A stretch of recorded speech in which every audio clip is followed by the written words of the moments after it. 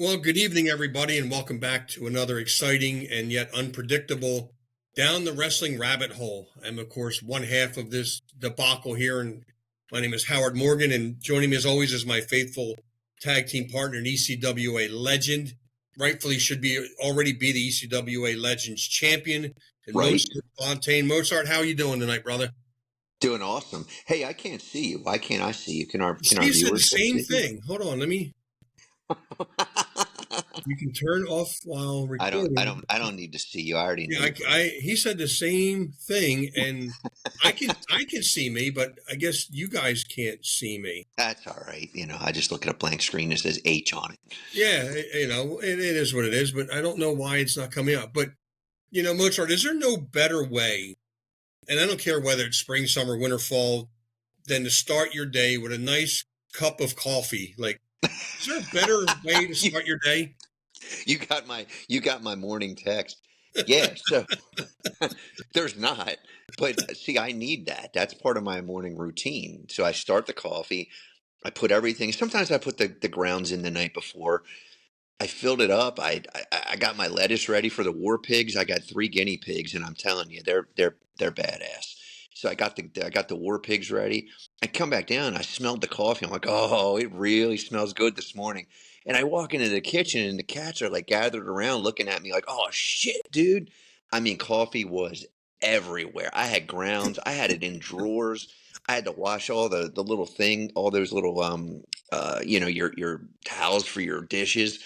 I was like, man, I don't have a maid. Like, what the hell? I Right? don't know what went wrong, dude, but it spewed water and coffee grounds everywhere. I had about like this much in the bottom of the coffee pot, and I'm already logged in at this point, and I'm looking at my work computer. I'm looking at that, and I'm like, I can't do this. I was like, I'm definitely gonna have to go and make the coffee again. It was great though.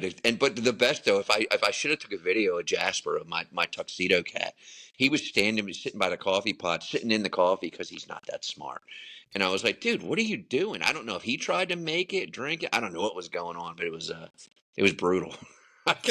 Yeah, I don't even know what happened. I guess next time the war pigs start screaming for lettuce, I got to make sure that I got the coffee pot lined up with the filter strainer. So Right? I Yeah. don't know. I was just everywhere. I mean, grounds all over the floor. But It took me like an hour to clean it up. I was like, seriously? Who does funny that? story. At my first apartment that I ever had like a little get together. My family was coming over, and we had just like desserts and stuff. So I'm like, I'll make coffee, and I'll make like 2 pots of coffee. So I made the first pot, and I didn't know how to measure, so I filled the filter up. I dumped the water in. I made a decent 12-cup pot of coffee, right? So I put that like on a warmer. I got another coffee pot, and I filled the coffee pot back up again, and I made more coffee. Except I used the same coffee grounds that I'd used to make the pot before, and it was the worst coffee ever made. It's like when I worked in the office, we had free coffee. And for a minute they had this, I'd say probably for maybe about a year, they had this really good gourmet coffee. Like the vendors would come in and you had this it was almost like Keurig, but it turned out it tasted a little bit better. Like you could pick flavors. And then all of a sudden it was like back to like the regular, like, oh, it grinds its own beans. It tasted, it was like you were chewing on a bean. I was like, this Oh, is the nastiest coffee I've ever had. But it was free, so we all drank it and shut up. yeah. Well, I worked at a company that provided free coffee, and they had one on every floor. So it was a 2-story building, so the basement, first floor, second floor. Well, most of the people worked on the first floor, so that machine broke down more often than not. So literally, it was you turn around, walk 20 feet to the elevator, go up or down a floor, and walk 20 feet to the next coffee pot. But it was free, and people were, oh, I There you can't, go. I can't believe, I can't believe the coffee maker's down. I'm like, we have coffee makers all over this building, like, and let me remind you, it's free Yeah. all day long. So stop bitching. And Do you know? the creamer was free. The sugar, and they had the same Exactly. thing. You picked. They had like 4 different coffees, and it ground the coffee and made per cup. and I mean, it was really good coffee. But it was funny that people would complain about waiting for free coffee.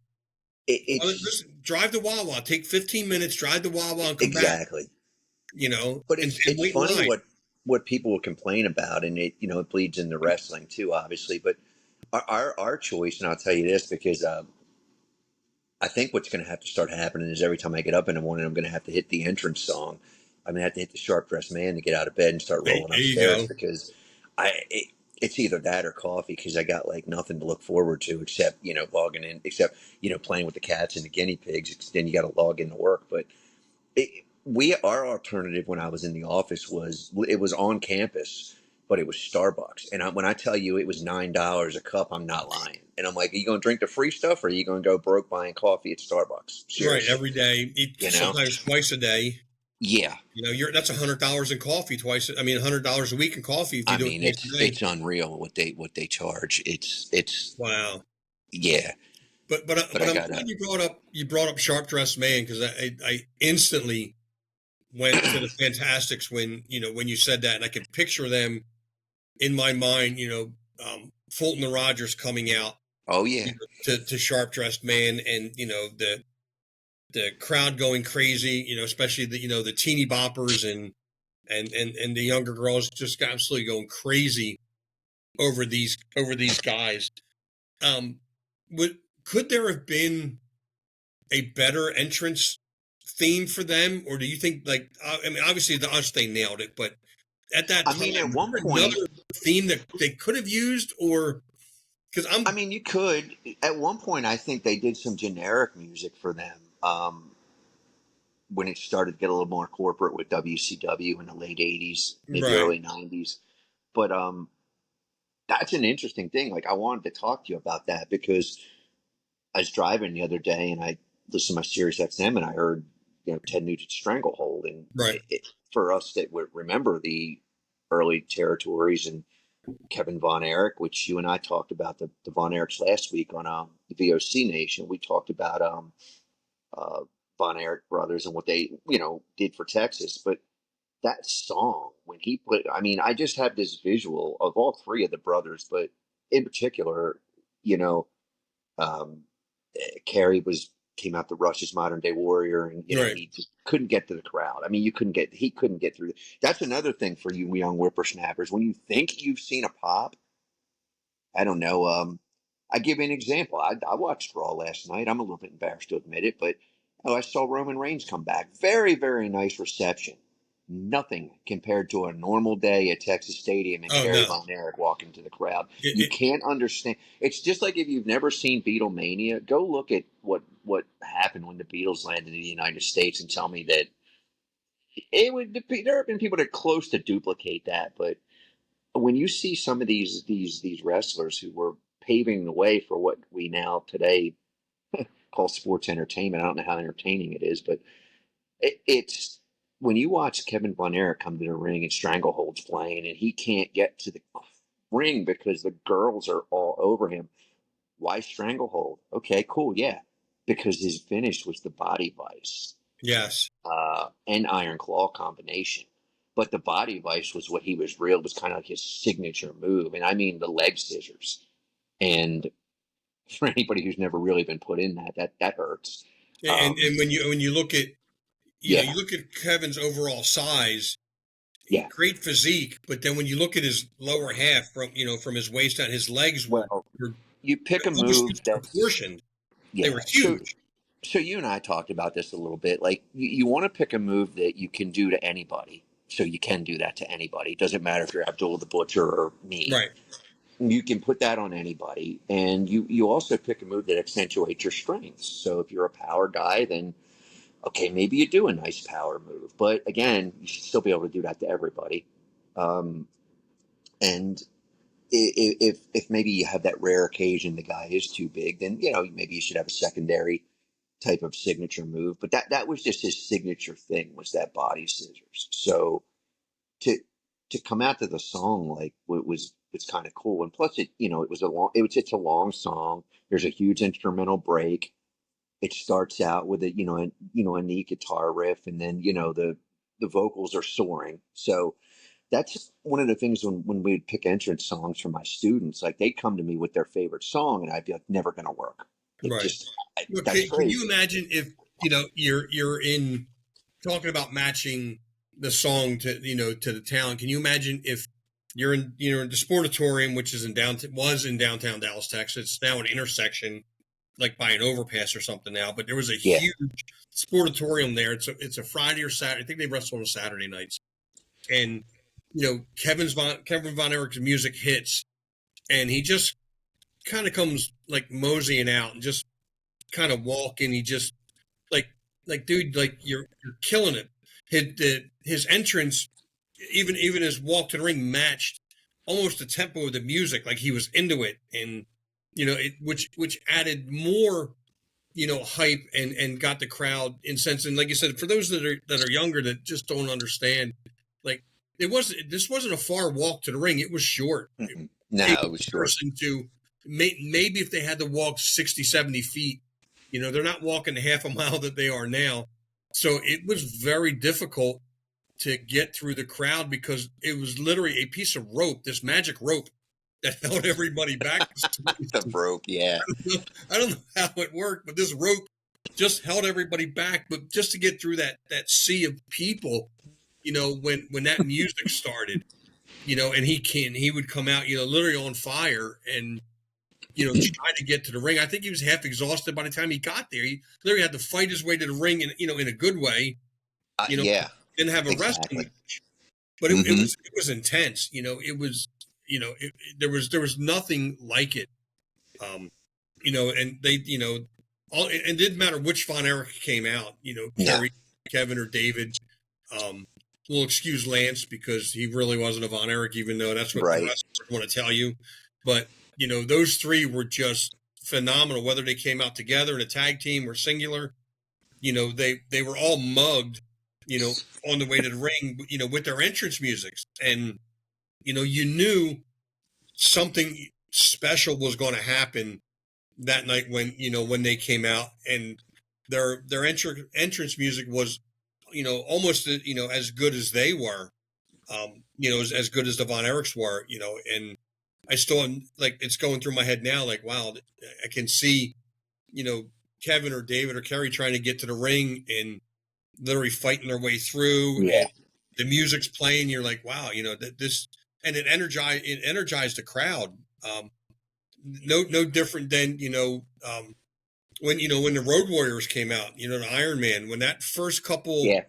of licks from Iron Man started, you knew, and it was such an ominous beginning to Iron Man. Like you knew It's an ominous song. dread, Yeah. it was dreadful. And normally the Road Warriors ran to the ring, like Yeah. which was almost completely opposite of that. But that dread in But the it was the beginning, doom and dread of the song, though. I yeah, think to your point that if you're standing in the ring and you hear that and you're like, oh, here it comes, here it comes, here it comes. Like I don't even remember their song in WWF was so unmemorable. Who cares? Like I it wasn't that whole presentation of the Road Warriors, the Legion of Doom, became watered down, and part of that aura was taken away that song. yeah, Because it was scary, as a a kid or even an opponent. Like once you heard the dread of that song, like it's not an upbeat song. I mean, it's about Frankenstein, the Frankenstein monster, yeah, coming back for revenge, um, or loosely based on the Frankenstein monster novel. But it's scary, and that's what it's supposed to be. Like I think that a lot of the stuff, like if I'm watching TV now, like I feel like a lot more so than they have maybe in the past when the generic stuff started, the songs will fit the talent a lot better. And that's what it should do. Like even just because it's your favorite song doesn't mean that it's going to be a good song for you to come out to. You know what I mean? right. You might not like this. I mean, I think you should like the song a little bit because you have to be able to get into what you're coming out to. But um, I do find it hard, and I've done a few country oriented characters. Country music, by and large, There are exceptions, and there are probably plenty of them, but by and large, country music doesn't make a good entrance song. No, it doesn't. Um, And I love country music, but it just doesn't. yeah, There's nothing there that hip makes a hop good. can, if it's a good, a really good beat, and the song, again, the song theme should probably a little bit match what your gimmick represents, Right. right? So if you're an urban type of character or character, I hate that, if you're an urban gimmick, then you probably wouldn't be coming out to a heavy metal song. Right. Likewise, we had a lot of small high flying guys that want to come out to some death metal song, and I'm like, well, first of all, sometimes that, depending on how the song is mixed, it doesn't come across well over a PA, and you can't come out to that song because it makes no sense for you.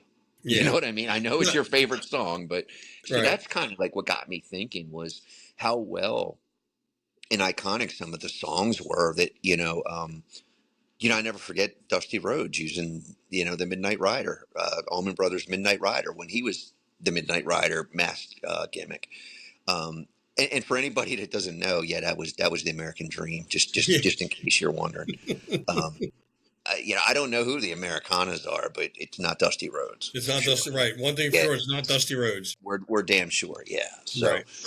but I don't think that there was any debating ever that he was the Midnight Rider, but that song worked. I mean, typically it probably wouldn't, and that's one of my favorite songs, legitimately. But typically it probably wouldn't, but it worked for Dusty and it worked for that era. And that's the other thing too is kind of, I'm a classic rock fan, and to put a classic rock song on a really young, hip looking, kid may not work.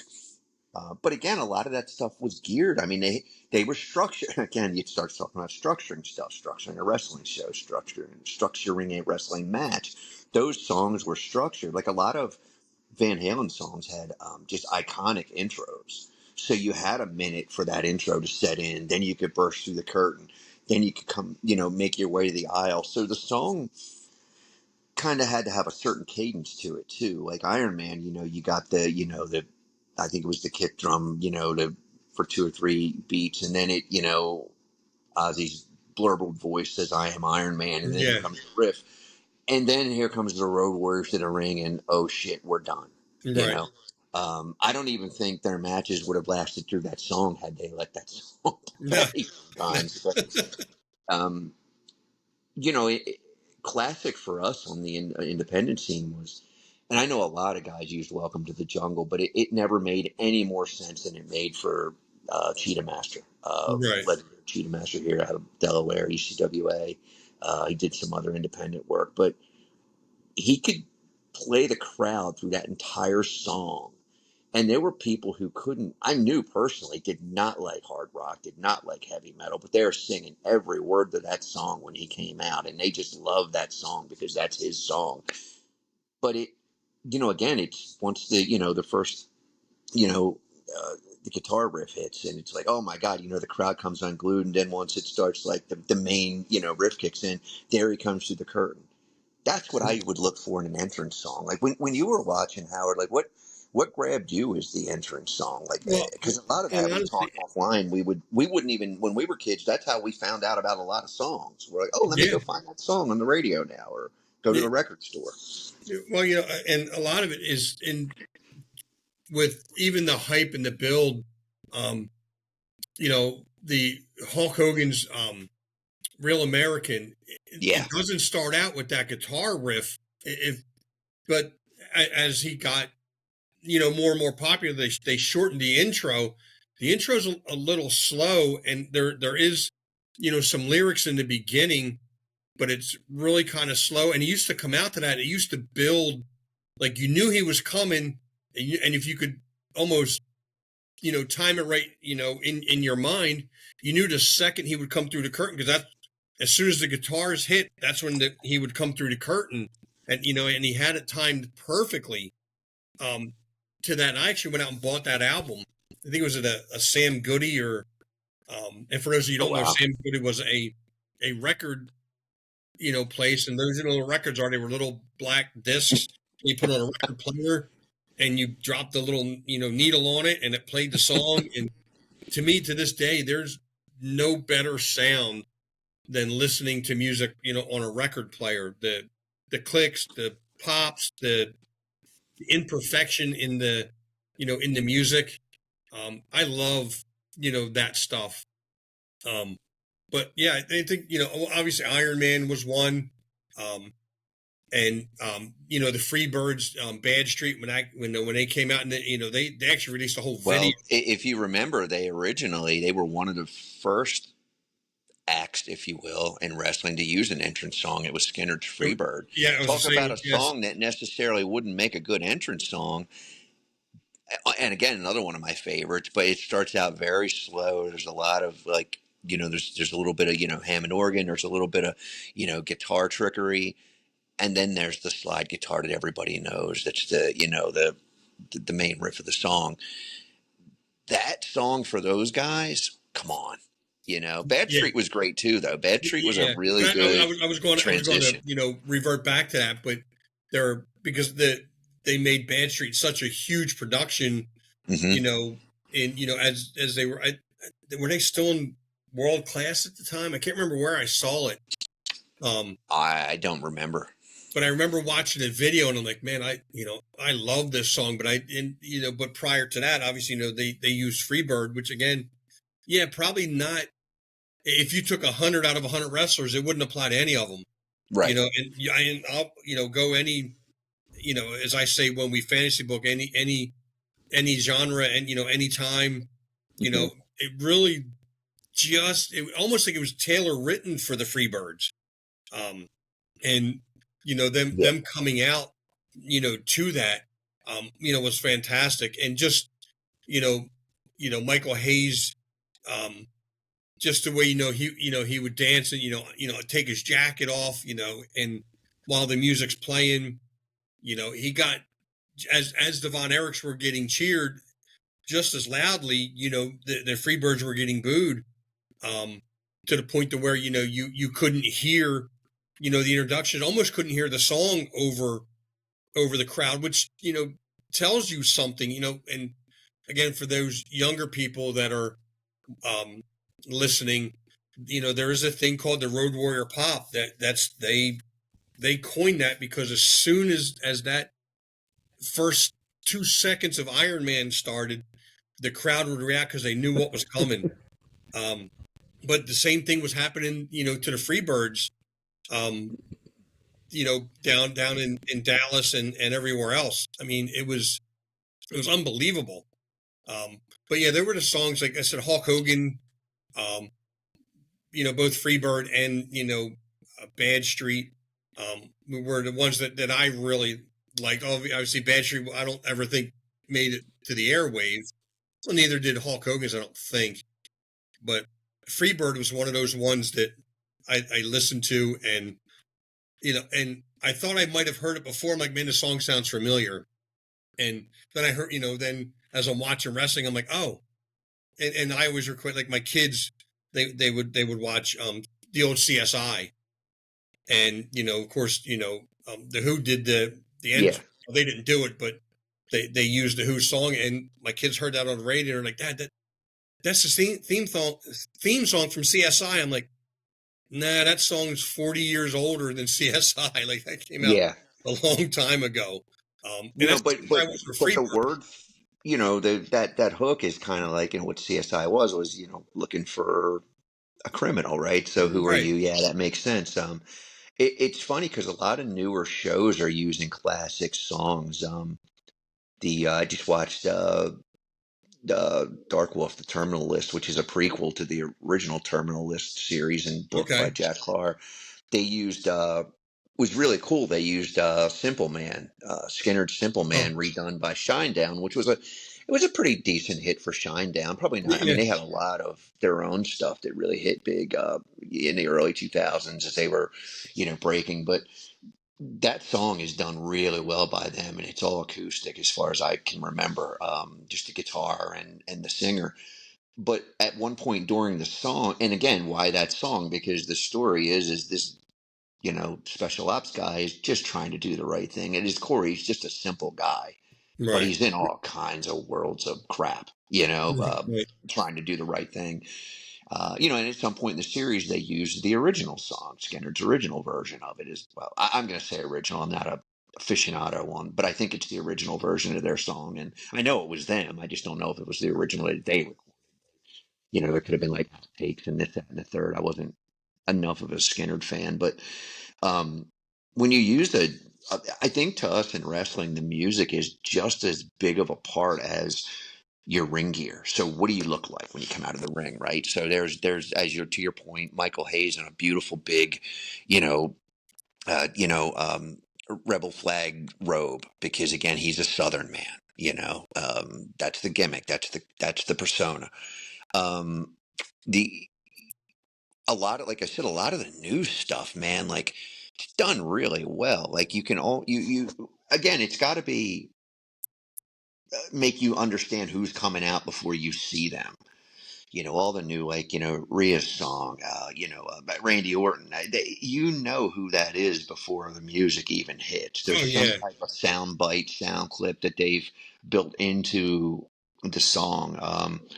One of my favorite entrance songs of all time is one of my favorite bands is Edge, and he is Edge, no matter what he has to call himself. Um, using Alter Bridge's Metalingus, but it always started out with the soundbite from was his voice. I think it's Beth's now, but they do that little soundbite, and then it goes into the song. Like what a great high energy song! Because again, what was Edge? He was kind of like a metal guy, metal gimmick. He was high energy. That's what the song is. So it doesn't necessarily lyrically doesn't have to speak to the gimmick, but then musically, then it should. One of the two things or both of the things should speak to the gimmick, right? Right. Yeah, and it should be, part of your personas, somewhere, in that song, whether it's the general subject or maybe just a line in the song that you can tie, directly back, to that wrestler. I think it's got to work. Um, but I love the idea of using rock songs, for entrance music. Um, but I'll tell you what, I don't think anybody really did it better than, I'm going to get his first name wrong, but, was it, Jimmy Johnson from WWE?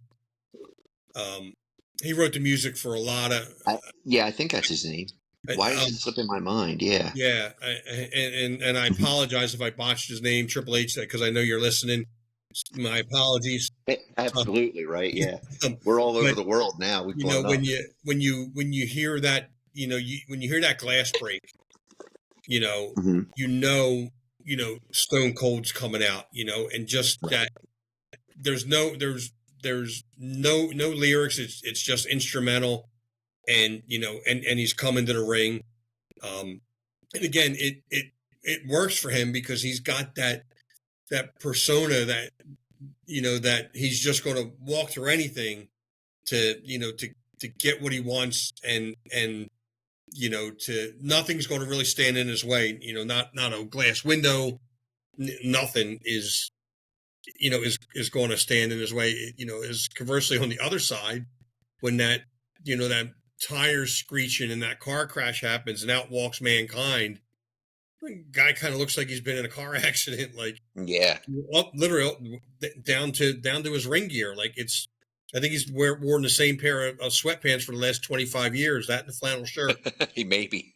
I mean, he's probably got and I don't know what your ring gear costs, but he's probably got like $7 wrapped up in ring gear. Oh man, it can get really expensive. The stuff I have is pretty old now, but I mean, you could, back in those days, you could probably get just the trunks, anywhere from like 50 to $100 based on who's making them, where they're shipping from. Right. It's probably more than that now. And then, if you're going full singlet, you're looking at a couple of $100 probably at minimum. It's not inexpensive. But it's worth it because mine, for example, will last an entire career. Like, it's, a lot of the people they probably have multiple sets of things. I always wondered. It was always a kind of like a always went through my head when I would see Rey Mysterio come to the ring, and I'm like, he always has like the coolest mask, the coolest ring gear. I'm like, man, Ray spends a lot of money on his ring gear because,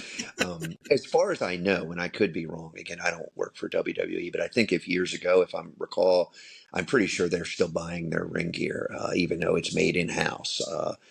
One of the dudes who made my ring gear works there now as a seamstress, and I mean, he's excellent. But um, for years they had an in-house seamstress. I don't think it's free to them. I think in some way they pay for it, but I could be wrong. But yeah, when you design, the ring gear goes right along with your music. What's your gimmick? Like, I mean, you've heard the story a million times. We just did a nice podcast last week with a kid named Chris Sanders. Love to get him to come by because he's a young kid who's looking to do some big things. He's still in college, putting together his own stuff, but he wanted to talk with the Chick Magnets, and we sat and explained, how we came up with the ring gear, and what Jim Kettner's vision was for us. And then one of the things he used to tell me, like when he had a vision for a gimmick, he would you got to get the guys buy into. And he's looking at somebody and he's like, oh, I think this would really fit them. This isn't one of those, I don't want to make it out like it's one of these, like WWE, there's 15 names on the list and I'm going to be some silly name. And now I've got to make, Mozart Fontaine. Because what is Mozart Fontaine? I mean, that was an interesting way of coming up with that name too. But, what it was originally is not what it is now. So when he said, look, I like this whole thing, bow ties. And that was his whole thing. Matter of fact, to this day, if I talk to him, I still tell him nothing. We've added nothing to the presentation, nothing to the gimmick. It's still just a bow tie. I don't need a ring jacket. I don't need a top hat, a monocle, a cane, nothing. The bow Right. tie, and that's what that came from was him looking at guys like the Fantastics, like the Fabulous Ones. Anybody who had done any type of dapper type of character. He had a gimmick called I think it was oh, I'm going to screw this up. Why am I screwing this up? Dapper Donnie, I think it was in the 80s, where it was sequins and bow ties and things like that. And it was very prim. And again, all pioneer, Gorgeous George pioneered all of that type of look. So my lineage and my gimmick could go all the way back to that. But more recently, Fantastics and Jimmy Garvin, who was sequined and he was Right. Tucker's man. But when you come to the end, but that's the first thing I thought of was my contribution to the Chick Magnets was, Brian Sosha bought bow ties, and um, Mike Tobin, he said, Mike, I want you to, either Mike took the baton and ran with it, or maybe he was tasked with it. I don't quite remember. Come up with a really cool entrance when you come through the curtain. I want a spectacle. I want something. Okay, cool. And I said, well, can we do, and so he was telling me on the phone, Jim was telling me on the phone, and before he got off the phone, I was like, can we use Sharp Dressed Man? And he was familiar with the song. He said, yeah, I think that'd be a good one. He goes, send it to me again. Let me just listen to it. But I think that'll be good. Um, and it was one of, again, ZZ Top, overall their catalog. I love their music. And I'm thinking that's a great entrance song. It just Yeah. kicks right, you know? Um, and that was my contribution to it. But again, the vision was black and white, tuxedo, again, black bow tie. So I stand corrected. Not just a bow tie. It's, if you've noticed, it's never gone to a sequined. It's never going to a red one, and it won't, because that particular gimmick is black and Black. white Right. tuxedo bow Okay. tie. Right. That's all it is. It's as simple as one can get. For a lot of reasons, we were positioned as heels, so to come out with bright, cool-looking colors was probably not the greatest thing. We did need an upbeat entrance song because we don't plod to the ring. We're technical wrestlers. We're more in the vein of the Midnights and the Fantastics and the Tully and Arn than we are the Road Warriors or Demolition. So again, we can't have a song that's going to be imagine the chick magnets walking out to Iron Man. I mean, Right, we'd be crawling to kind of keep the pace, and right, we don't have the physique or the mystique to run to the ring and beat somebody up like the Road Warriors did. It's not what right. we all never was. You can't look at us and make that believable. So the music is a huge part of that. It still is. No, absolutely it is. And um, I just took a real quick Google search. I thought Um, you were going to say you took a real quick pee, and I was like, "That's yeah, awesome," because we yeah, can't see you. So go right. for it. No, no. But, I was looking through the history of theme songs as it relates to pro wrestling, and um, they brought up Gorgeous George's name, and Yep. and I didn't know this because I didn't, although I saw some of his matches, I didn't follow him that closely. And of course, he's the great uncle of, our buddy Stro Maestro, Yep. from the VOC Nation. Um, but he came out to a popular song known as Pomp and Circumstance, He did. which, That's where yeah, Savage. That's right. That's where which now Savage got it from. Randy Savage made, popular. And again, with Savage's, long robe and everything, that whole build up to, because again, and it's not this pomp and circumstance ain't very long, but it builds real slow, and then it explodes, and that's kind of where Macho Man's persona is. It's he could get off to a little bit of a slow start, but man, when he explodes, and there's nobody that's going to touch him. But that whole, again, you look at Gorgeous George, you look at Macho Man Savage, and their personas, man. That's that pomp and circumstance is larger than life, and both of these guys, were larger than life. In and out of the ring. They carried their persona with them. Everywhere they went. You mentioned that song, and we talked about the history. Like I forgot that George was, I think, literally the first to use an entrance song because again, he was probably the first real TV star wrestling ever created, and the Freebirds, kind of popularized it, and it became a thing for everybody. But I don't Right. think in those days, and you could correct me if I'm wrong, with the search you did, I don't think many other, if anybody else, had music other than Gorgeous George because again, he was tailor made for TV. His persona, you know. Yeah. No. He was. The first. TV tailor made wrestler. I mean, just because of his larger than life persona that he had. And it fit him. It was believable. Just as much as his entrance music was a perfect match for him.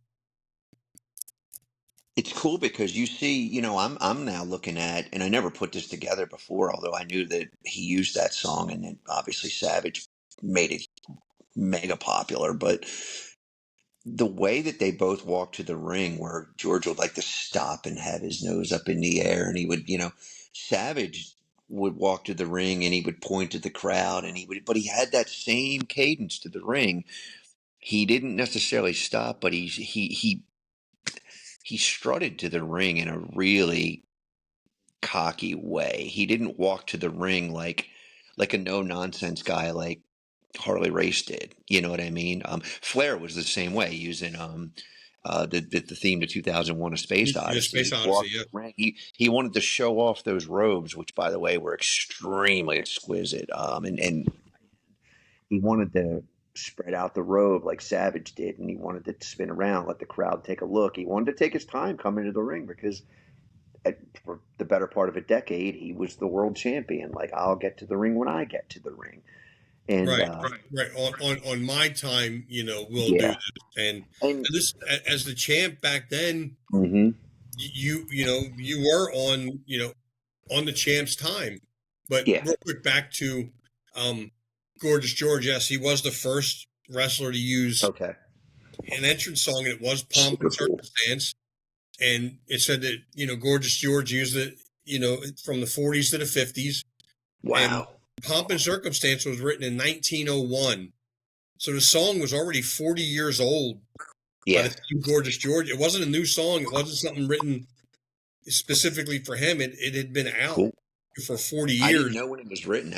That's a great piece of one of the things we do is we try to delve into the history here and stay as accurate as we can. Well, we pride ourselves on being accurate. That's why we have Google searches now. But um, yeah, it's interesting when you look at the history, how things kind of repeat themselves. Like that wasn't a new song, whereas you have a lot of wrestlers that started to use things that maybe they weren't brand new songs. Maybe they were, I don't think they were 40 years old when they started using them, um, but to use a song that maybe was a couple of years old, like even in the 80s, like when the guys were using Sharp Dressed Man, it was coming out in like 83. So you're still looking at all the way up until like 93. Now, I mean, I'm using it way beyond, like I'm doing a Gorgeous George and still using it like 40 years later, but whatever. I mean, it works, right? Right, right, So I couldn't imagine changing it now, because when you start to go and change things, like it's just the persona is already so established with it, you know. right. It would just be weird to come out to like something different, and once you start to get used to it, and it becomes kind of part of your mystique, you don't think about it. It just is, you Right. know. Well, That's what I like about when a lot of these new songs, like you were saying, like when they started to tailor write songs for different personas. It's like there's only been a few instances that I know of where in the contemporary WWE where they've switched entrance songs for people. Like it was maybe written for someone else, but somebody else ended up with it. Now that was the case though, and you know this with Real American, because it was yes, done for the U.S. Express. It was done for Barry Windham and Mike Rotunda, but I don't yes, think they ever used it. I could be wrong about that. See what you could find out about that, Howard. Did they ever actually use it? Because it ended up with Hulk. It ended up yeah, with it ended Hogan. up with Hulk, but I Yeah. believe, I mean, did they? Did they? Sweet. Wow. So we're getting word from the back that We're getting word from backstage. may have happened once. Might Yes, have that, happened yeah. According, once. they did use it. Did Um, they? That's yeah, right, super cool. apparently right before they left, the WWF at the time. Okay. But isn't So that yeah, interesting? Because what if they had stayed? Maybe Hulk would have never ended up with the song. Like, what? It's just, but yeah, I'm remiss to say, because again, I can't listen to it now without trying to tear my shirt off in the car. Is Eye of the right. Tiger? Well, that's why I don't I'm have still. many T-shirts because I used to listen to that song all the time, and I just be ripping my T-shirt off. But I'm telling you, man, that whole we talked about that before, but not in terms of the entrance, the theme song, but that whole Rocky persona where he was Thunder Lips, and the that was one of the theme songs of the film of the movie was Eye of the Tiger. And Yeah, I mean, again, what a great song to get somebody pumped up to, you know. and little known fact, that's how I still get ready for bed to this day. Is I rip my shirt off and I get in bed. I actually have Real American playing as I'm walking into the bedroom. That was me this morning when I was going to have to fight the coffee machine. I was like, son of a bitch, stop spewing coffee. I'm like, Jasper, you're not helping. Jasper's my chick magnet cat. He's a tuxedo. I should carry him to the ring. He's Right? such a he's such a dipshit though. Like he wouldn't even know what to do. I could probably sit him in the corner. He'd stay there the whole time looking at people, or he'd Well, wander off like looking up in the air, like, oh, look at that butterfly, you know? and I don't remember if you remember when before he was Big Boss Man, he was Big Bubba Rogers. He was Jim Cornette's Yep. bodyguard. Mm-hmm. He actually came out to, and I'm dating myself a little bit, even though I've never seen the TV show, but I'm familiar with the theme song. But he used the theme song from the TV show Peter Gunn, which was it was Did just he? it was I like had a no doon idea. doon doon doon doon doon. It was just like a very like very plain and Yeah, simple, but it was who Bubba Rogers was. He was just a plain guy. Just he was just a bodyguard. There was nothing flashy about him, that's you know. funny because did And wasn't it the was Jim Cornette's idea to use that theme music. I was getting ready to ask you that if you got any background on that, because the Midnight Express was from I believe a movie called The Midnight Express. They're Yes, saying that was a cool song. I mean, that was a really cool song that they came out to. yeah. And Um, and, and a funny correct story me. Look, about do you Bubba. know? Go ahead. Do you know about that one? Would they Cornette come up with that one too? And was it actually from a movie? Because I'm going by memory. I can look at that real quick, but I think you're right. Um, Okay. but I don't I don't know off the top of my head, but it sounds very very familiar. Um, Yeah, the reason I say that is because I heard yep, it was taken from the soundtrack of the of the 1978 film Midnight Express. yeah, because there was a I don't know if you ever saw it, and if you didn't, you should check it out because I'm sure you'd love it. There's an acoustic version somewhere of the guitar player Nuno Bettencourt who just did all the work with the Ozzy's last show in Birmingham. He was the main steady guitar player. He does an acoustic version of that song, which is really cool. Oh wow. Yeah, it's that's why I remember, but I seem to remember it anyway. But so is that Cornette's idea to come up with using like old movie themes? Like that's pretty. It sounds like it might have been. I'm just saying. Yeah, We'll give it to him. We'll yeah, give him and credit. Cornette's not only is he a true wrestler historian, wrestling historian, but I Yeah, think he's a like a TV nut. Like he's really into like broadcast television that would make sense. and Yeah, things like that's that. pretty cool. But I was going to tell you that there was a spot that um, Jim Cornette was saying that when Big Bubba Rogers went to the ring, um, of course he had that ongoing feud with Dusty Rhodes, Yeah, and when they went to the ring, Bubba's standing there. Of course he's got the black suit on, black glasses, the black hat, and Dusty takes a chair and whomps Big Bubba over the head, and the chair breaks, and the frame is literally around you know, Bubba's neck, and his hat's a little crooked, and Bubba literally just took the chair off, fixed his hat. By that time, Dusty had bailed. Well, they found out backstage when they went backstage that Dusty had grabbed the wrong chair. The chair wasn't gimmicked, and he busted. I He remember that busted. because it broke. Yeah. It broke and it Hmm. shattered, and I was like, "Wow!" Like that. That to me was just when you watch it now, it's like, wow, that's unbelievable. Like I can't I can't unsee that now, knowing that, man, that probably could have knocked him out. But he's like, if I fell down, it destroyed his whole gimmick. Like he's not a Yeah. tough guy anymore, and Right. he withstood it. And but yeah, he came out to Peter Gunn, and he said that back then it was Wow. like That's cool. of course, with all of the dollars that Jim Crockett had to do production, it was literally like through a radio. You had to cue it up and hit play and like put a microphone up to it and get the music to come out. But yeah, Peter Gunn was his entrance music. And if you go back and listen to Wow, it that's in a cool. minute, you'll remember. Oh yeah, that's Bubba's music. Yeah. Uh, See, I'm not familiar with the show, but I thought the music was, it, it worked for him, but I had no idea what it was, you know? yeah, no, I was it, like, it, it wow. was it was and it fit him because it was just so simple, and it wasn't dark, but it wasn't upbeat, and you knew when that music came out that whoever his opponent was, nothing good was going to happen, Yeah. because he was Big Bubba Rogers at that time. Did you ever wonder if Metallica didn't write Enter Sandman for Sandman? Because it kind of seemed Taylor written. It It was it, before Sandman like it, debuted as Sandman. Oh well, that version of Sandman, but right. still, that was pretty cool. That was see again. That's a memorable entrance. That's an entrance where probably to me his entrances were way cooler than his matches. Like I just thought his entrances were so awesome. You Well, know? because you never knew where they were coming from either. I mean, he Yeah. really Uh huh. popularized coming like through the crowd. Like you never knew what Yeah. direction he was coming from, Yep. and Take your time, do the yep, thing with the beer, like, hang out with the crowd. Like, but that song is a great entrance song because it starts out with it's ominous. And again, give Sandman all credit. Like, Sandman's coming to the ring, like, he's not coming to put a wrist lock on you. He's coming to fight you. So that's an right. ominous song, you Right, know? and he's coming half drunk with a Singapore cane, so something Right. Yeah. something He's bad's going to coming to, happen. yeah, and the song is a dark song. It's an ominous song. It's an interesting.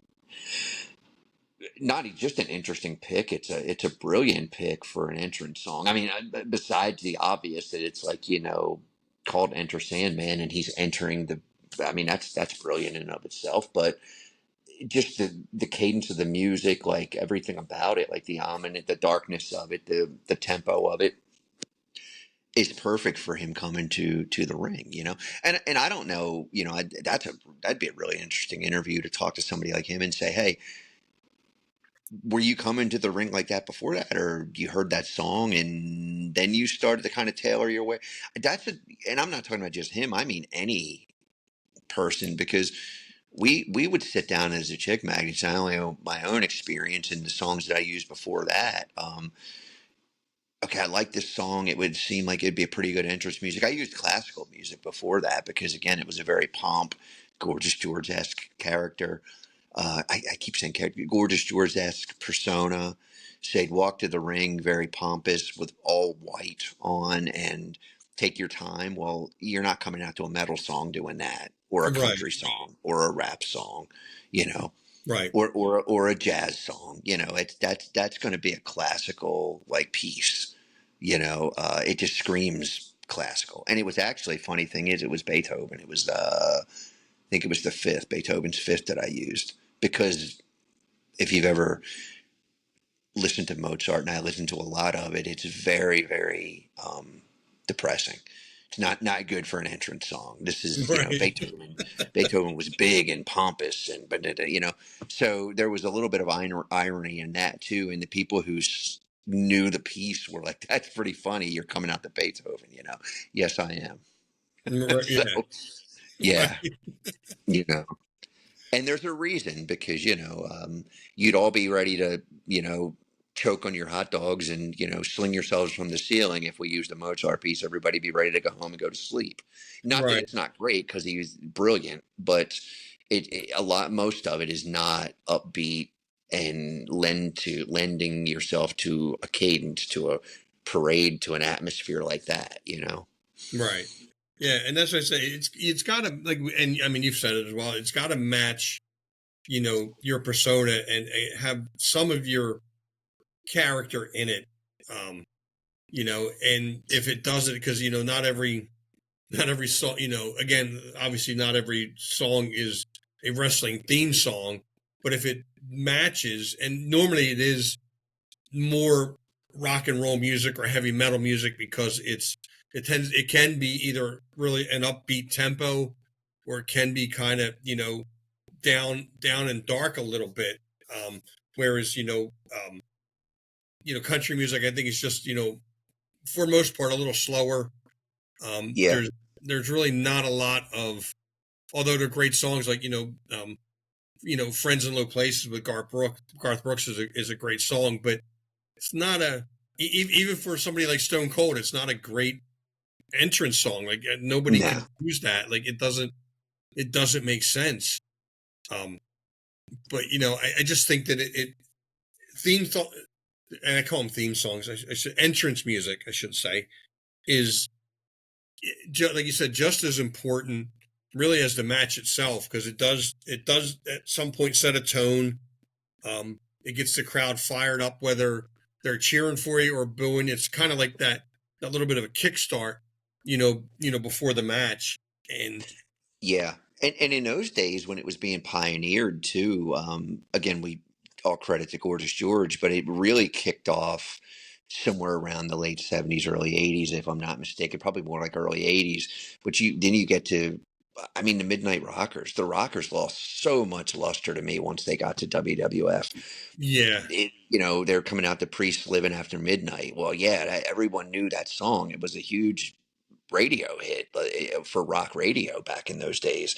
So you had some recognizability, just like the Freebirds had with the song Freebird. And Nugent was on the charts with Stranglehold, and Rush was big with the Moving Pictures album, and Tom Sawyer was no, probably Tom their Sawyer was signature great. song for most. Um, it's probably for musicians, and God, they would probably debate me on this. Musicians, for the classic Rush is probably YYZ, or I'm gonna mess it up, La Via Strangiato, but for the mainstream, I just messed that all up. Google me the pronunciation of that, Howard, because I can never say it. But YYZ or one of those. But when you start talking about what did the mainstream know, it was Tom Sawyer. You know, Oh yeah, no, so and that is really their, I don't want to say signature song because they put out so many, great songs, but I think um, most people that that bought the Moving Pictures album bought it, hmm because of Tom Sawyer. yeah. You know, was Red Barchetta on that album as well? I don't think so. Can't It could. It remember might have been. because Yeah, I like that song as well. yeah. I had a mixtape of all that stuff, so I'm not sure what album, what songs were on, what songs were on each album from that era. So, but But I was cruising some best of and best entrance music, mhm. and I didn't realize this because maybe I just wasn't paying attention, but Ronda Rousey came out to Bad Reputation by Joan Jett. She did. Yeah, I knew that, which I fit her. I thought it fit Yeah, great. Yeah. I thought because of her badass kind of Hmm. reputation, like there's But that song is cool. It's got like that punk vibe. It's upbeat. It's recognizable, and I think that's what you're looking for. And it helped her build the persona for. I think she used that in MMA too, if I'm not mistaken. But it definitely helped build the persona in wrestling. yeah, it's um it was great, and but I don't know if you remember when Sting was, I don't know if he was in Mid South. It's probably Mid South when he was still the Blade Runners. Um, Hmm. Styx had a song called Castle Walls that had a great intro to it, and that was one of Sting's early entrance musics or entrance songs. Okay, Coming out. It's the same thing. It kind of I don't remember that, man. I would yeah. love to. It Okay, starts cool. kind of it's kind of dark. It's kind of down, but I mean he was Yeah, for from he was every man's nightmare, and it kind of gave you that ominous right. kind of feeling when Yeah, when Sting was a heel. I know the song. That would be cool. I don't remember him coming out to that, but I'm sure he did. Wow, that's pretty cool.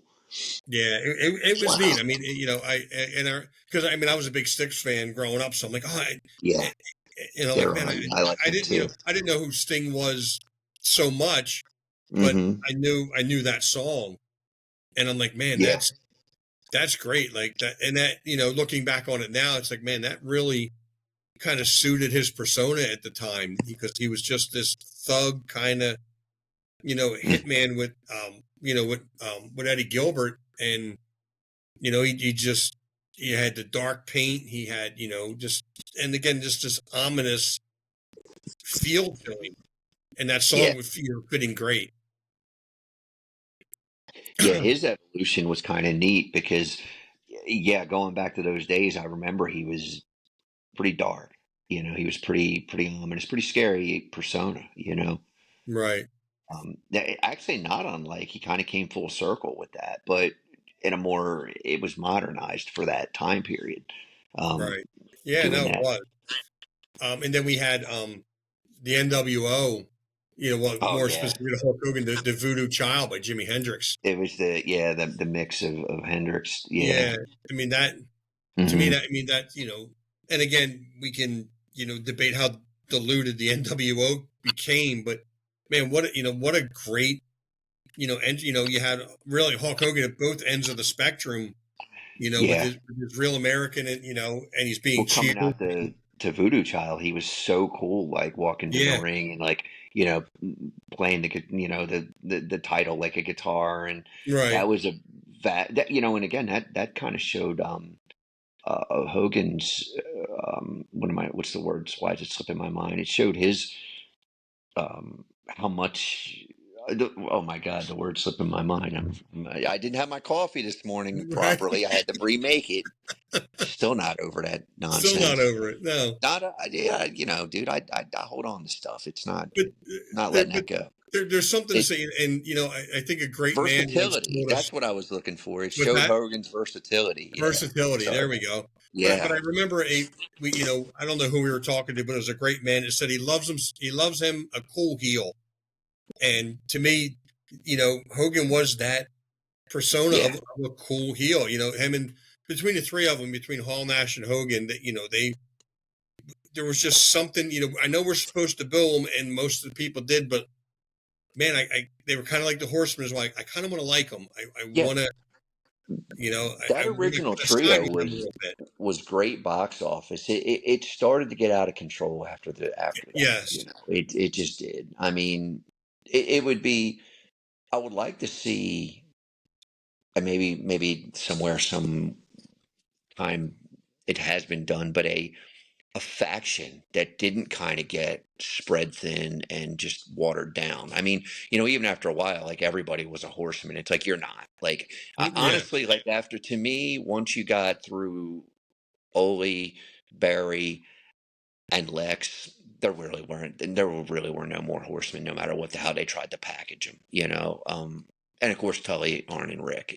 But um, you start to water stuff down after that, and this is where we go down the rabbit hole and off the rails. We could, we should talk to Sharon Osbourne, because I know she watches too right. like relentlessly. But maybe we could get Crazy Train as an entrance song for a minute. But we're gonna go off the rails because when you have these wrestling factions, NWO, a promoter, a company, a board, stockholders, whatever they are, they see that money and they just get greedy. Now, after those three guys, like, I'm sorry, not even Sting, you're putting Dusty in it. Like, I mean, honestly, like at one point, I think 99% of the roster was NWO, and it was Well, that's just saying stupid. when you have to Yeah, rebrand them as NWO Black and NWO Red, that tells you that there's way too many people, yeah, and it should, like you said, it should have been those three select guys and never. And honestly, I don't know if they would still be around today, but they would have gone a little bit better run if it was those three guys literally terrorizing, you know, the rest of the WCW roster, because you can, have yeah, them have it run its course, and then they have, like the old loser leave town, and they go away for 2 or 3 months, and then all of a sudden, Scott Hall is seen sitting in the upper seats as they're panning the crowd. Next week, Nash is on the other side of the arena, and they're slowly getting back into it and kind of, reforming the band again and go on another tear after, WCW is already rebuilt and kind of gotten past the NWO. Nope, here they come again, and they just, kept doing it. And I think it would have been so much better that way than, you know what getting rid. faction? It just came to my mind where it was a little bit bigger of a faction, but the Dangerous Alliance was a really cool one because they didn't keep adding people and wasn't a new person every 5 minutes. But Right. it was a pretty solid group of guys. Austin himself was part of that. I think Ravishing Rick Rude, Larry Zbyszko, Arn. There was a lot of talent in that group, but maybe if it would have went on longer, the powers that be would have done the same thing. It had 800 different people in it. Um, but those type of things, just like with your entrance song, like that adds to the persona as a whole too. Like add or subtracts from it. Like as you add, in my opinion, to a group like NWO, the Horsemen was always just four. But by the Right. time you put everybody and anybody in it, like as great as Malenko was, like he wasn't a horseman. It didn't fit that type of, because they were ready to get down and dirty and they were ready to fight somebody. Tully, Arn, Ole, Rick, Barry, Lex was a wild card for me, but it worked because I don't think people expected it, and he was a departure from what they had. He wasn't the technician. He was now the power in the body. Right. Yeah, they never had a true, muscle guy at that point. I mean, Yeah. Ole was big. Ole was probably their biggest in size, when it comes to Yeah. horse. I mean, Barry was tall, but he wasn't muscular, and Well, in Barry the was their technician, kind of, yeah, though. I'll stand corrected on that. He was, he was their, well, not stand corrected, but he was their technician, but not in the way that Dean's persona was a right, master, shooter. Like, uh, maybe if he were 10 years earlier, I don't know, maybe, we'd have to see, but there's, again, that's all kind of vanilla, chocolate, strawberry, that's flavors. But right. to me, once you've watered down the faction that much, you can't really come back from it. But that kind of stuff to me is as memorable as a lot of the theme music that was being used at the time. And then um, it's just interesting now because some of the theme music, just like back then, can be interchangeable. Like some of the luchadors, it's like, okay, you've got this generic music now. Like who really cares? But on the flip side, and maybe they don't need it because again, you've got this awesome, mask and ring gear, and the moves obviously speak for themselves. Um, but one of the most brilliant marketing things that a company's done is negotiate to let CM Punk use Cult of Personality, because that is a huge, can't even overstate if you tried how huge that is to his persona. It's Uh, almost it's more necessary. closely connected to him than it Hmm. was when it was released. Now, everybody Yeah, knows, and again, even outside the wrestling world, because of yeah, CM Punk's reach, yeah. know that song because of him when it Well, to really be should able be to the other get way them around. But to come back at, was it Mania, to play Living Color as a no, band hadn't been relevant to the mainstream rock audience. I'm not saying they weren't relevant to musicians or to fans, but to the mainstream hadn't been relevant in a couple of decades. Now they are, or right, were. yeah, So that's how important that song is to his persona. yeah, and again, and it's funny because that's kind of where I wanted to kind of cap it with, and we walked right into it. Ironic, we didn't plan it; it just happened. We Um, don't play in anything, right, Howard. right, Howard, look, I'm right, with you. Did you get my notes this right, morning? Yeah. right. Like, and truly, I mean, we talk about stuff, off air, and if we had a show on topics that we should have discussed, we'd be on for years because I know it's, we come up with some great stuff and we just never talk about it. Like yeah, it falls apart. But and as popular as you know, Sharp Dressed Man was, Real American, Iron Man, you know, um, CM Punk's theme song or entrance music. Sorry, I keep saying that.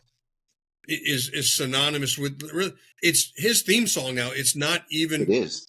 it doesn't even have a title anymore. It's just CM Punk's entrance music. That's how far I think he's kind of transcended, Hmm. the business, at least on that. And you're right, what a marketing, you know, genius that was to say, hey, let me take your song.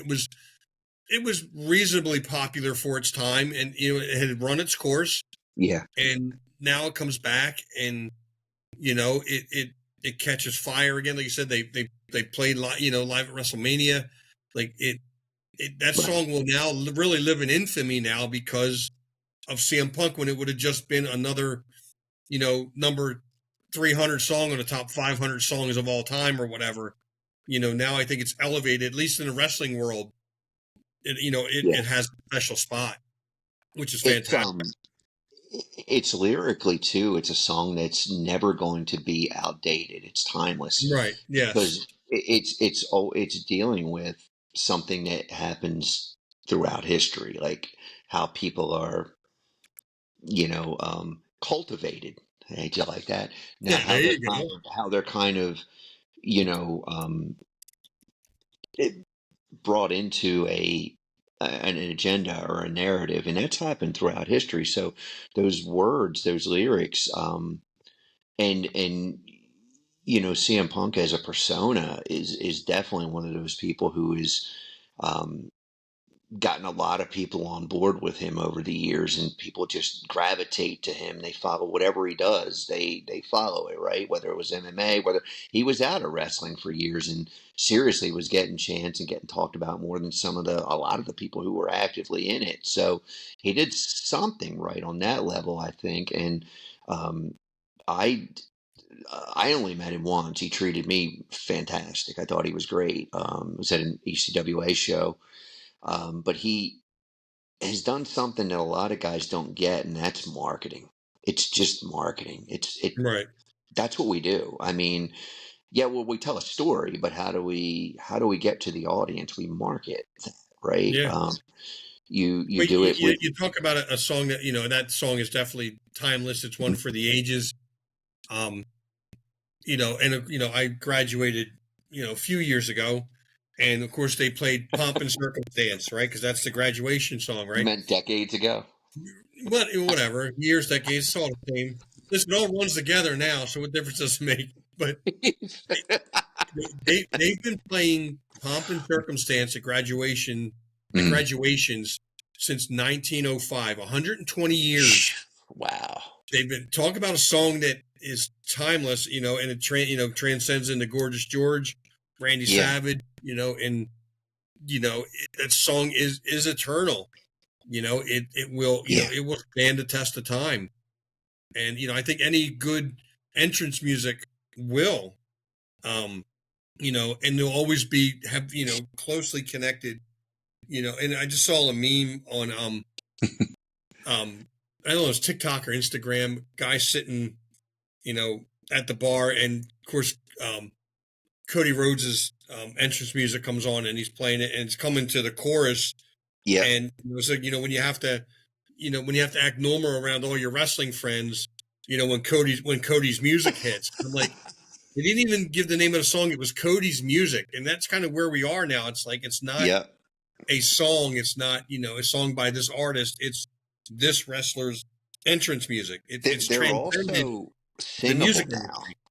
Yeah, You made that point a few weeks ago. Either we were talking offline or on one of the shows, whereas like the fans just want to sing along the songs now, whether they're yeah, heels, whether they're faces, they're all singable, which is good. Um, but again, it doesn't. By the way, talk about ADD and going off there. I saw Kofi Kingston last night actually put his feet on the ropes, and it was. I got down to the wrestling gods and said a little prayer like, oh my God, somebody cheated like a real heel. Bless you, sir. Bless imagine you. that. Like, Yeah, imagine that. exactly. But with the singing, to wrap that up with the entrance song, theme is you can have a singable song. You mentioned Seth Rollins, like it's they're singing his song. It's very singable. It's a cool song. Yes, They've done these really great jobs at coming up with entrance themes for the personalities. But if I'm him as a heel, I wouldn't necessarily want them on board. I want that heat. Like, why are you singing my song again? What are they going to do? Probably sing it more. What am I going to do? Act like I'm going to leave the building. You know? right, right. Well, that's what um you know Bully Ray was saying. Like, they can Hmm. handle it a couple of different ways. One, Seth comes out and stops playing the music for a couple of weeks. Listen, and he comes out and even announces, "Oh, you guys like singing along? Yeah, Well, enjoy tonight, because tonight will be the last night you ever hear my song again." And could let be it be. cool. And then now he's hated because he let the song go, or he gets more incensed every time, because like, it seems like now, like, he enjoys it, so there's nothing heelish about it. He needs to get angry that He's always to me he's always skirted on being too cool of a heel. right. Um, he still does a lot of fancy moves as a heel. He's a great personality, very solid in the ring. Like his work a lot. I just always wondered we again, hearing that entrance song, like, that is super cool, and people are going to want to sing to that. But I wouldn't miss an opportunity to let them know I don't want you singing to it Right. because it's just going to get more And heat. obviously, I mean, you've been a heel. I don't think you, and listen, just speaking from a fan's point of view, I never want a heel to not give me the opportunity to boo him for another, like, I'm adding another, like Chris Jericho had Yeah. a list. I'm adding that reason to my list of why I hate you The because, list. you know, you, Oh, I got a list. Don't I got a list. worry. So We both I have got a list. lists. We can go. Right. I got a list of 8 things why I hated Mozart Fontaine when he was a heel, and he just gave me number 9. And I wrote it down. And next There's week I'm probably hoping way he more gives me than number 9 on 10. it. Like, because that's your job is to get me to hate you more this week than I did last week. Exactly. And not many guys get that. Yeah. I mean, I don't know. It could be maybe the direction he's given. It could just be, I don't know, but I think that the songs are so good now They're catchy. that They're it's definitely catchy. hard to be a heel. I got a friend who I joke with her all the time. She she's going nuts when Jey Uso's coming out. She's getting crazy for Cody. Yeah. She's singing all the songs. That's a big part of it for the fans in today's generation. Crazy for Cody. I It like that. I it think was that's crazy for Cody. wait, did I just coin something? Right. Oh my God, I got a t-shirt idea now. Here we go. we're masters at marketing. We got, where's our producer at? Right. We got to get him on the marketing end of it. But we we definitely we're just in a cool era. It's a different, because we sometimes it's easy to get down on today's product. And I'll tell you, I'll show you that I've matured as a co-host to you. Um, Don't we'll, ever we'll, mature, man. Don't do that. no, we'll wrap this rabbit hole up and crawl out of it a little bit. But I think that, what's cool is that we oftentimes can be really critical on today's product, and there's a lot of reasons why it is what it is, right?